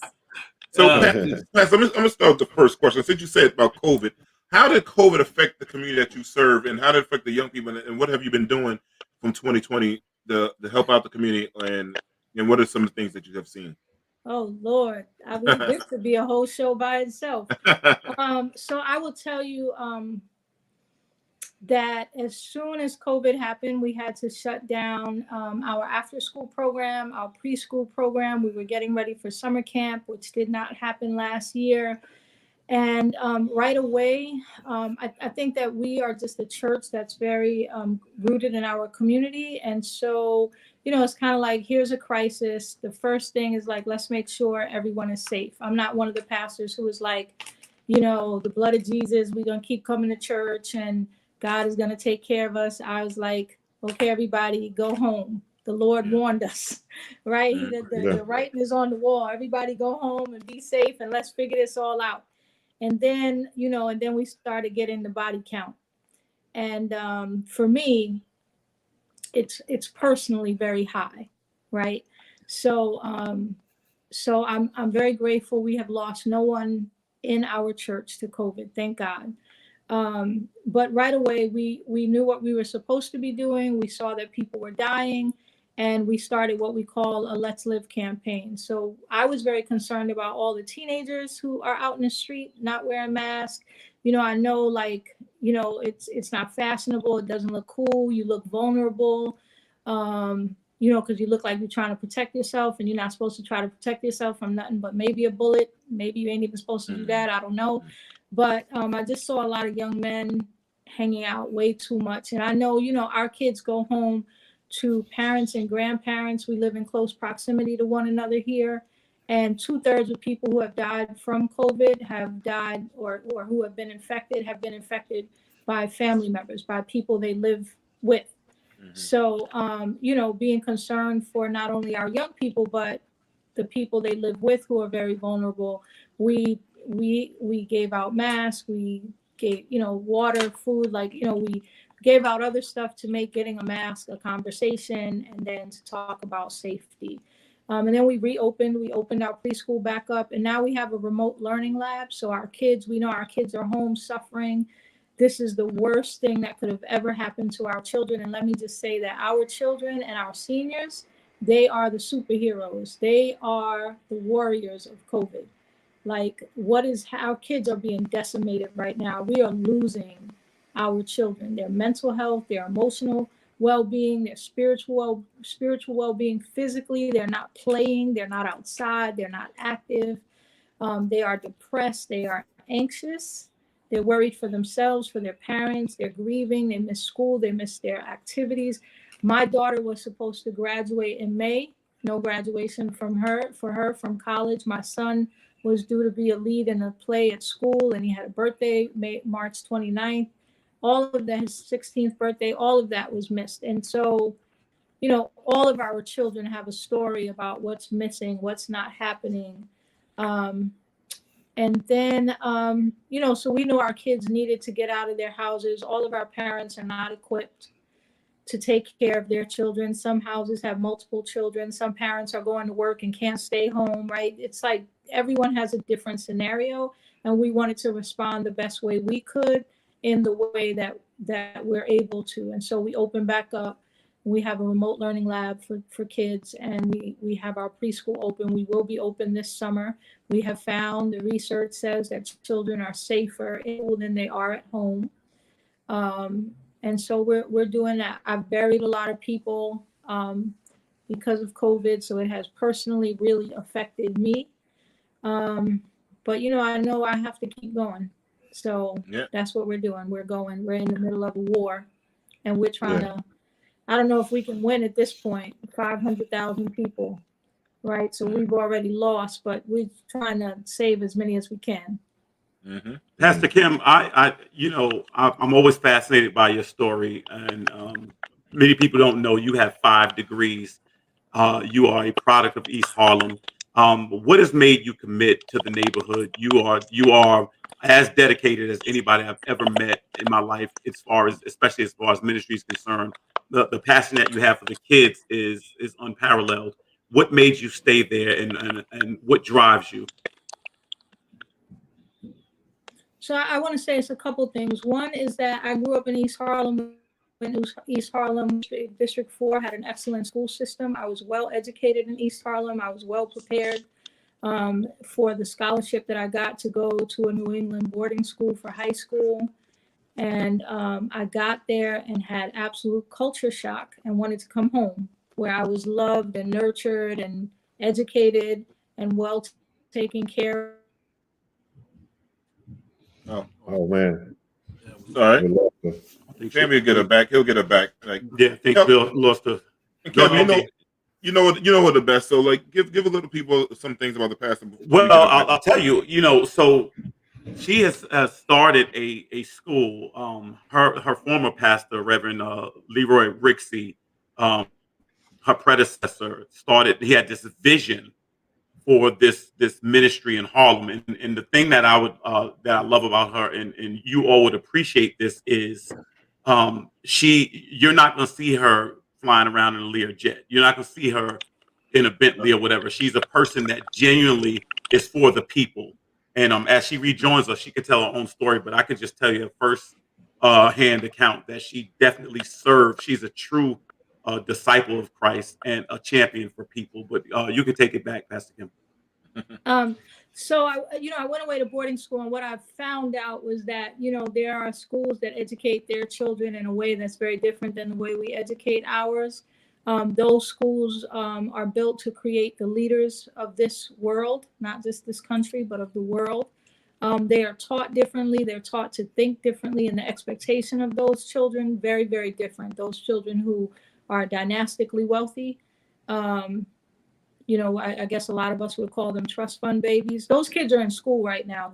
Those children are in school every day right now, and going to music classes and art classes and dance classes and whatever other classes, and they're vacationing. Life has not stopped. They put a mask on and they have kept it moving while we have been paralyzed. So anyway, I went to boarding school, and then I came back my senior year because I hated it. I hated feeling like a visitor and an unwanted guest in a culture where I knew, like in a system that I knew was not created for me. And so I came back to New York. I graduated from Manhattan Center for Math and Science, the first graduating class. And I graduated with brilliant young people of color. Our whole class went to 4-year colleges. I think one student, some of them Ivy League schools. I think one student went into the armed services.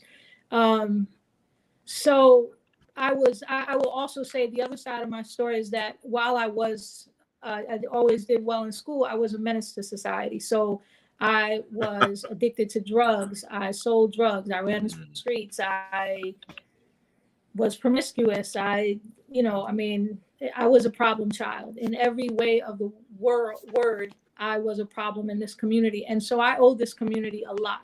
It was nothing but good to me, and I wreaked havoc here. I will also say, though, I love it here. I love my community, and I love my people. I love Black and Latino people. So this is home. And it's crazy because when people know that I've gone away to college, I went to prep school, I can make a choice and be somewhere else. And so, people within the community are always like, why you come back here? Why you want to be here? Like, do you understand what you're saying about yourself? Yeah. Do you like, why would you ask me that question? Where else would I rather be? Where else do I want to live? Who else do I want to work with and for? Who else would I rather serve? My biggest nightmare would be having to get on a train in the morning and go into some office building downtown and punch a clock. Yeah. Let me ask you a question. Like, what made you choose the name Booker T. Washington? All the people you could have chosen. What made you go with that name? Well, I didn't choose it. The Booker T. Washington Learning Center was started a year before I got here by my former pastor. So he chose it, and then he introduced me to Booker T. And then I also learned about George Washington Carver, who worked with Booker T. Washington at Tuskegee University, which was not Tuskegee University when they worked there. It was a normal and industrial school. But I learned this amazing philosophy. And I also was just so inspired by like the strength, the wisdom, the brilliance, and the dedication of Booker T to his people. And his literally, if you read up from slavery, literally his willingness to make something out of nothing. Like when he finished at Hampton, they called him to go to Tuskegee, and it was the town of Tuskegee, not the school. There was nothing there. He made the bricks with his hands. The students figured out how to make the bricks. And if you've ever been to Tuskegee, you would imagine when I was reading about it, you would imagine what could buildings look like? Little square things with little bricks. Like, how good could this be architecturally? Right? If you go there and you see the buildings, I think it was 21 buildings or something was made by the students. And you see what is built there. It is majestic. It is excellent. It is beautiful. It is nothing short of miraculous. And so it was, a man who came out of slavery, so who had everything working against him in many ways. I feel as a Black woman, that's my life, and growing up poor. And being all the trauma I've had in my life. So you know, he came out of slavery and determined that economic freedom was the way to go. And the only way he thought economic freedom would happen for his people is if he built an institution, which is, you know, we have to be institution builders. Absolutely. He built an institution that would serve to make other people institution builders, right? So, and would allow them to be economically free from dependency on white people, white money, white systems, and all of that. So I know he, you know, I mean, I don't have to keep defending him, but, you know, he gets a bad rap. He really does. He does, but I ain't gonna we can go. Yeah, I ain't gonna go on that, but you know, he does get a little bad rap. If we just would understand the historical context, and we would understand where he was in this country. He was in the South, not the North. He had been a slave. He wasn't born free. He went to Hampton. He didn't go to Harvard, right? Completely different agenda, and we don't have to pit one against the other. But he had nothing but the right intentions for his people. And when we look at how the people he served and developed and groomed were doing, right, during the period of Reconstruction, they're doing better, arguably, than we are doing right now. I agree. Yeah. Yes. I want to ask you a question, Reverend. Right. I was just having a conversation earlier today with my wife, and she brought to my attention this article that she was reading about this young lady that during the pandemic, she was starving. Like, she couldn't get anything to eat. She's going to school. She's remote learning. And, you know, food is something we take for granted on a daily basis. You know what I mean? But are you noticing in the area that you basically help, are you noticing kids being hungry on a daily basis? Yes. So one of the things I noticed, because I'm a mama who shops at the local grocery store, is that the price of food is through the roof. Correct. It's going up a lot. Like, it's crazy. I'm like, aren't we in a pandemic? Shouldn't we be trying to keep the prices down? Even as store owners, like, just being sensitive to your community, right? Like, even if what you've had to buy has gone up, like, at some point, like, you can't, whatever. Anyway, yes. So the price of food has gone up. Many more people are unemployed. I think food is scarce for many people. We don't live in a food desert by any means, right? There's fruit and vegetable on every corner in New York City, thank God. We have to make better choices about the way that we eat, but the good, you know, there's a decent diet awaits us. But yeah, our children are hungry, and they're also malnourished, many of them, right? So it's not only that they need to eat, it's they also need to eat better than they're eating. One of the things that, you know, should have been a result of this pandemic, when we kept hearing people say that people were dying from underlying issues, right? Pre-existing conditions. Those are conditions that people would say the Black community kind of has the corner on. They are all preventable illnesses. And so while we were hearing the sirens and doing the death count every day, we also should have been talking about, and we need to do it. We need to talk about diet and exercise and changing the way that we eat and drink and sleep and you know, all of it, and take care of ourselves. And we have to start that with our children. We must start doing that with our kids. Fixing it in an adult is next to impossible. Let me ask you this question. We have to start feeding our children better. Yeah, I know before, when we met before, that I asked you a question, like, for your place, you don't take any city money. Can you tell people why you don't take any city funding? Because a lot of people don't understand, like, how nonprofits work. Sometimes we get, it's called government contracts and stuff like that we you know, and then we get private funding. Why? What's the reason? Can you tell people why you don't take the city funding? Well, one is philosophical and the other one is just practical. So philosophically, I feel like I want to take care of my own people. I want to be able to say what they need, how they get it, who they get it from, right? Like, I believe that interdependence. I mean, some of this is also like religious conviction, right? Like, I don't want to be dependent on the government. I do believe that people are supposed to be interdependent. We are supposed to take care of one another. And so I want the freedom to do it my way. Mm-hmm. I want my program to have the kind of integrity where we're able to say, and this is not a slight on anybody else who takes government money. This is just a personal decision, but I want us to be able to say that we took care of our own kids. And if that means that we have a little less and I have to work a little harder and I have, so be it. But I really appreciate the fact that we have been taking care of our own children for over 30 years now. And then just in a practical sense, it's a lot of paperwork. It is, you need a whole person or people or department to do contract management work. And I'm good at raising private money. I have really no interest in doing the work of public money. I can't blame you because I got a lot of government contracts and they drive me crazy. That's what y'all keep telling me. So I can't listen. Like, oh, Lord, listen, I can't, listen. Before government contracts, I had hair. They don't let. I believe Man, I'll keep the little bit I have. Pastor Kim, Rod asked an interesting question about children that are hungry.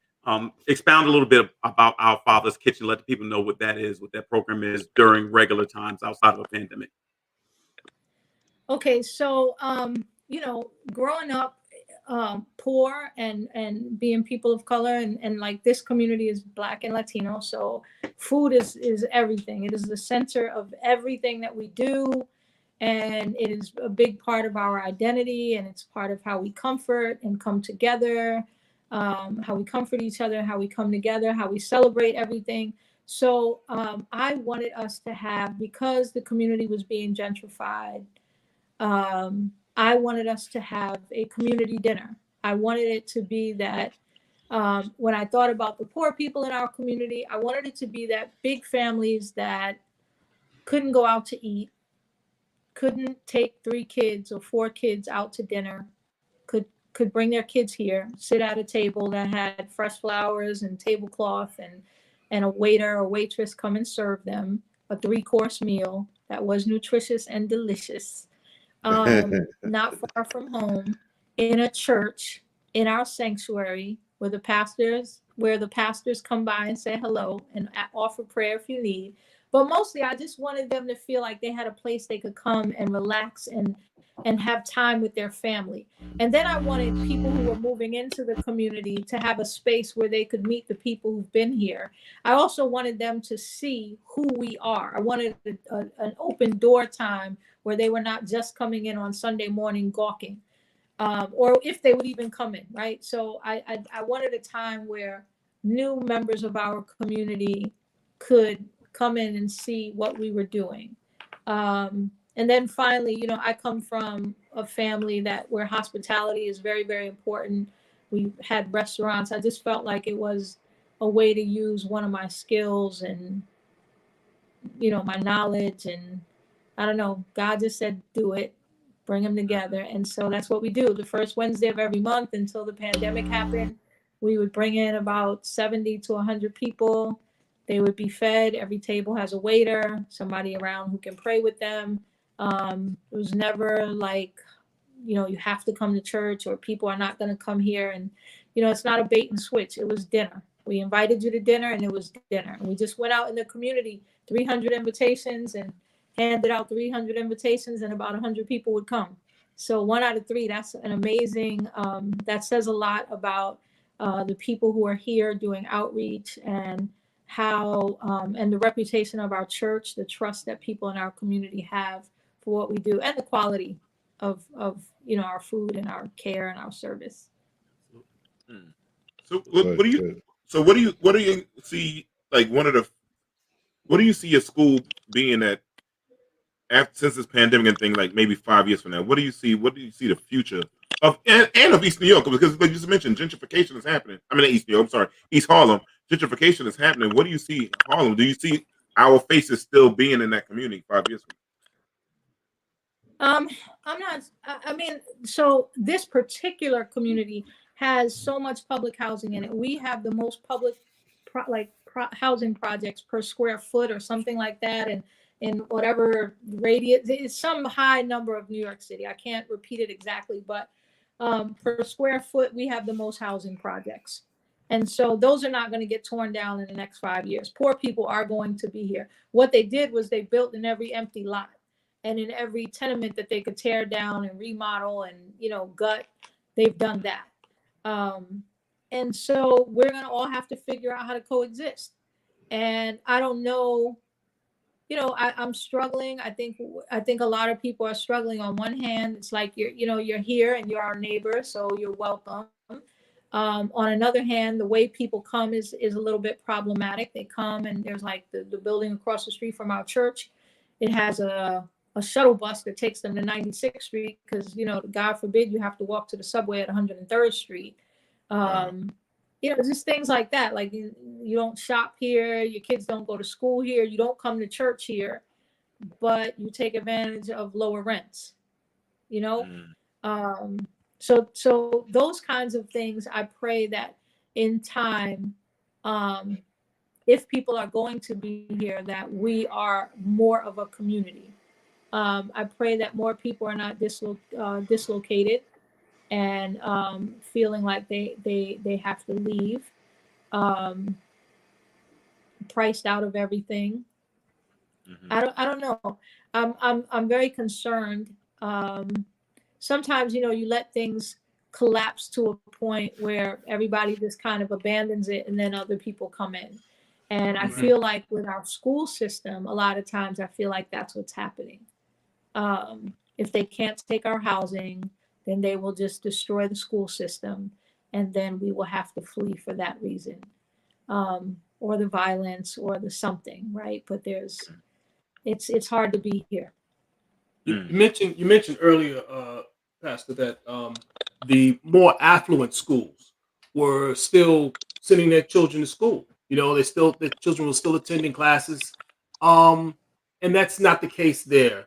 What is happening with socialization? There's a certain socialization that goes to school. What are you seeing with regard to our children there, with regard to the lack of socialization that comes from them not being able to attend school and see their friends or go to their activities if they have any, or I don't know what there is going on. Well, I think for some of them, there's too much of whatever negative stuff might be going on at home, right? There's just more of that. So if whatever your problems are at home, whether there may be violence or mental illness or anxiety, or drug addiction or whatever, or overcrowding, there's more of that. Then you're living in close quarters with people 24 hours a day, and there's what that brings. And then as young people, you're physical, and right now our kids are sitting. We have right before this happened, what would we say? We would say preschoolers or little kids 30 minutes a week on screen time. Older kids 30 minutes a day, no more, right? And then all of a sudden this happens and suddenly it's fine, and we're ignoring what the repercussions of this are, right? Before we had a long list of all the ways that screen time hurt children just 10 months ago, and all of a sudden this is just the way we have to do it. There's another way to do it. Certain people know how to educate children. They happen to be in charge of our educational system. Their children don't go to our schools though. So there's one standard for one set of children, and then there's a whole different standard for ours. So our kids need what all children need. They need exercise. They need sunlight. They need interaction. They need positive reinforcement every day. They need the arts. They need science. They need labs. They need, the resources that are in school. And they need friendship. Play is a child's work, right? That is their job. Their job is to play. They were created that way. And so the fact that they are homebound is, the repercussions, depending on how well the parents or guardians or whatever are able to manage that, it's difficult. I have a 16-year-old at home. this has not been good for him, for his mental health. And I talk to other young people and then trying to manage it. Like, when do we do I let you see your friends? Do they have to test before they come to our house? Do I let you have a sleepover? Do we go on vacation? So let one of your friends test and come with us. Like, how do I keep you safe, keep the rest of us safe, but allow you to have some sense of normalcy in your life? You know, he told me the other day, I want to go back to, I want guitar classes. I don't want them online. I want karate class. I don't want to do a karate class online. He's sick of this already. Mm-hmm. How is he supposed to go through the normal things of being 16 and 17, all those little milestones, good and bad stuff that he should be doing right now? He's not doing any of it that I know of. Well, Pastor K, first of all, our kids are in a terrible position. Thank you so much for joining us and sharing that tonight. Before we go, I just want you to tell the people where the church is located and how they can find you online, your social media, and how they can watch services on Sunday until we open up. And can they make it rain at the church? We need donations. Oh yeah. we made it all the way. We almost got through. Yeah, we almost was made it. We was close. I said well behaved tonight. I was thinking too. We sound so intelligent right now, man. Yeah. First of all, Pastor Kim, this is my opportunity to say we will never get anywhere. We will never get anywhere as a people. I have to say that, but go ahead, tell the people how we can. Yes, we will. We have to know how to ballet and boogaloo. It's fine. That'll make us any less intelligent. Thank you. It's okay. So we are the Church of the Resurrection. We're at 325 East 101st Street. 325 East 101st Street, and that is in New York City, 10029. If you want to send something in the mail, or if you want to stop by. Resurrection Sunday, we are opening. We are reopening. 11 o'clock Sunday mornings, with all safety protocols in place. We are on Facebook, the Booker T. Washington Learning Center, the Booker T. Washington Learning Center on Facebook. We're also the Church of the Resurrection NYC, Resurrection NYC on Facebook, and you'll see, you'll know it's us. You'll see plenty of pictures of me and other people. It'd be great to have interaction, to have people follow us and see what we're doing. We are also the BTW Preschool on Instagram. Our little ones are on Instagram. It's easier for their parents to follow with photos. So BTW Preschool on Instagram. So please follow us, support, show you love. And you guys, let me just say, I have been listening to y'all. This is wonderful. Oh, thank you. Thank you. I thought you was going to get us. So good. I thought you were going to say something bad about I thought she was going to get us. That's what I thought she was going to do. She was going to I heard some of the stuff y'all be saying. Let me tell you. I hear what I have heard it, and I love it. Okay. It's exactly what we need. We need to hear Black men's voices. We're not allowed in the barbershop all the time. I walk into a barbershop, it gets quiet. I got to stand around for like 20 minutes before they, take it up again. Yeah. So it's wonderful to hear y'all chop it up. Thank you very much. Voices, the way you think, not enough of us are listening to y'all. So thank you so much for creating this platform. Appreciate it. Love you. Let's have a great day. All right. Love you. Love y'all. Love you too. Take care. Take it easy. Peace. All righty. All right. Yo. Derik is blowing up. You're getting a raise. Yo, I tell you one thing about Reverend Wright that I agree with. She said that the children need to get out and play. That's what they were born to do. That's probably what's wrong with me. I need to get out and play. I do too. I'm going crazy. I'm going crazy. I need to get out and play. Mm-hmm. Not like I used to do a long time ago. I'm talking about like just travel, get out, be comfortable going to dinner, doing the normal things that I'm used to do. I need to get out and play. She's right. We're close. We're close, fellas. We're close. Yeah. We're on the last stretch of this, I think. I actually want to play a game of tag. I do want to play like red light. I want to play red light, green light, 1, 2, 3. Yeah. You know what I'm saying? I want to get out and play a game of Skelly on the Skelly. The people. That's a New York. That's a New York game. But no. I'm gonna tell you a secret, y'all. I know how to turn double dutch very well. Okay. You do? Okay, You're not double-handed? They let Hold you on, in. hold on. Double-handed? I could turn them They joints work. let Wait, you in. D, we're gonna have a meeting. First, getting the chest waxed, okay, is getting your idea. No, Now don't show double it, kid. Dutch. Don't show We're it. gonna Double have Dutch. we're gonna have He's to have a very meeting. comfortable. And then they got this new Yeah, game yeah. out. It's like a treasure chest game where you find the Red Bull machine that's missing. And that's the new thing they got now. You know, It depends. It depends on the time frame, Kelvin. That Red Bull machine might be stripped now. The time is right. elapsed. The bull is gone. Yeah, the bull's gone. Yeah, everything's going on that machine now. No, listen, man, I'm nice with numbers too. That's another thing, but I ain't gonna, that's a whole nother subject with that one, man. I'm nice with that. It's a challenge little girls in the school when I was working elementary school. They didn't know Mr. D was nice with these. Yo, before we go, like, you know, we always tell people certain things to watch and stuff like this. So this is a watch it and chop it segment of the show. What do you guys have on your watch it and chop it list? What's number one for y'all? I think Trial 4 for me. Okay. It's a documentary on Netflix. It was, I think it goes back to 1993. Basically, a young brother was accused of killing a Boston police officer. And I don't want to tell the ending, but basically he went on 4 trials before he came back with a final decision. I think it's a must watch. It definitely gives you an insight into how the police department works and how it protects itself by any means necessary. Yep, I watched it. That was very good. I got on my list. I got Judas and the Black Messiah.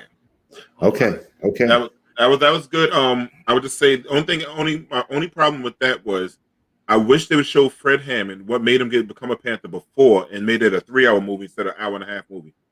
Yeah, I think they needed more time for that movie. They needed more time for the movie, and I think some of the stuff we all knew, some of the things, but I know some of us didn't know about. I'm not going to spoil it because some people might not even seen it, but or don't know the Fred Hammond story. But it's a must watch for me. It's a must watch. Watch it. I say it's a watch too for me too.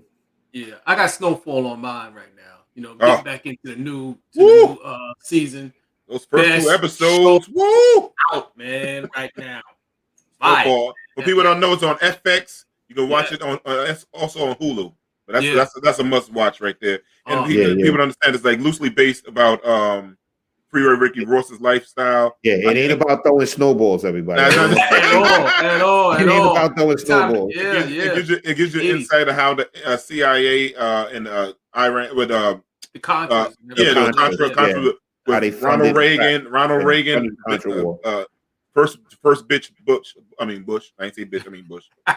what he had to play in that. You know, Snowfall is a must. And another one is I would say is Hip Hop Uncovered. That just wrapped up the 6 episodes. Last 2 episodes was last night.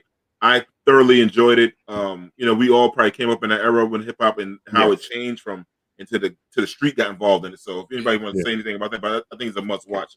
And I am right now, as you guys know, I'm not in my house yet. So I've been, I'm on the 2nd season of Good Times, and I'm binge watching Good Times right now and everything like that. So I don't know what's gonna happen. I just hope James and Florida live happily ever after. So that's what right now. Don't spoil it, but that's where I'm at right now. Yo, I hate to spoil it to you. I don't hate to spoil it for you, Kelvin. But on the last episode, they move on up and they turn into they live next to the Jeffersons, so that's the spoiler. So the Good Times move next door to the Jeffersons. Yeah, what was the guy named who played football? Words. He was trying to play football. He was trying football. The guy, what was the name? Oh yeah. See, that's how they got it. They got the show yet. Selma's still single right now. Yeah. Remember 3 words. Damn. Yeah. Oh man, another show that came on. I think this might be the 3rd season. I'm not sure. It's called For Life. It might be the 2nd or 3rd. I'm not sure. It's 2nd, I think it is. Second season, and it's produced by executive produced by 50 Cent. It's about this brother that was wrongly, falsely accused out by the New Jersey Police Department, but they base it now like it's in New York. He became a lawyer while incarcerated in jail, beat his own case, and now he's defended former criminals and also people that's going on the street. And it kind of ties into what's going on now. I don't want to spoil it for you, but I think it's a must watch for everybody. It's great. My Right. wife is into it And the like person crazy. the story is about is saying they're going to run for mayor for New York too. That's right. Oh, That is correct. is he? Yeah. Yeah, Yeah, he said yeah, he's gonna run for mayor. Yeah. yeah. So with that said, brothers, man, I love you guys, man. Always. And let's chop Much it up love, next much week, respect. man. I hope to see y'all Much this love. week. Anybody free this week? I'm willing to hang out. All right. All right. All right, brothers. Depends on when you want to hang. Hey, listen, man, I'm thinking about going to the Gentlemen's Club of Leisure. Okay. Okay. We're gonna leave that one at that one. All right, brothers. Peace, Jamie. Take us out, man. Take care.